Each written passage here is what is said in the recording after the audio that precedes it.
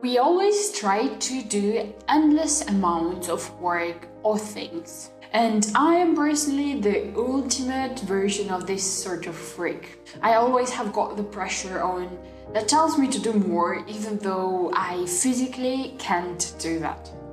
But, how to do less and actually achieve more. Less, but better. That's where essentialism comes in.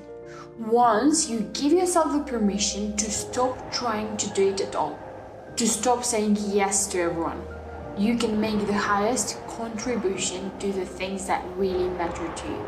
To start with, if you will take away only one thing out of this video, I want this thing to be: whenever you face a challenge or a thing that you don't know what to do with, ask yourself what is essential and eliminate everything else. Okay, so what essentialism is and what essentialism isn't. 1. Essentialism, it's not about how to get more things done, it's about how to get the right things done. Essentialism is not one more thing on your schedule or in your life. It's a absolute new way of doing things and getting things done.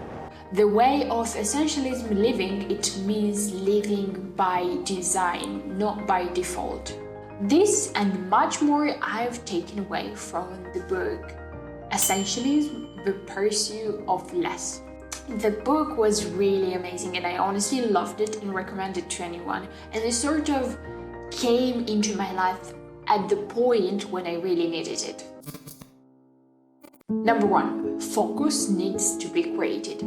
For a lot of people, there is a false association with the word focus, as focus tends to be a thing that people think you can get that, but actually it's a place where we have to escape to get things done or focus on whatever we want to. Number 2, explore. If you believe being overly busy is a sign of productivity, it's not.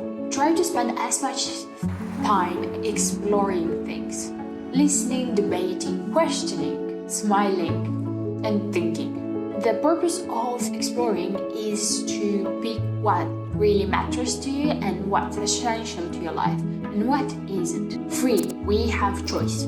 All the time we have lost our ability to decide what we want or not, or to make decisions.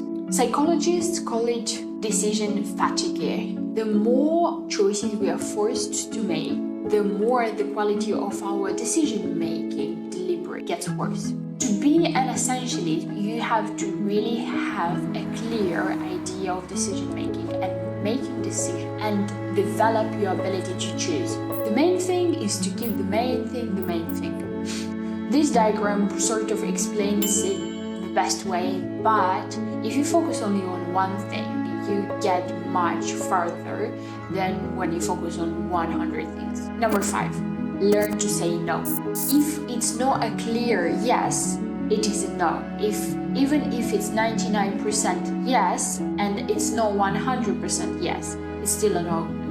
Entrepreneurs succeed when they know to say yes to the right project, and it means that they have to say no to all the wrong ones.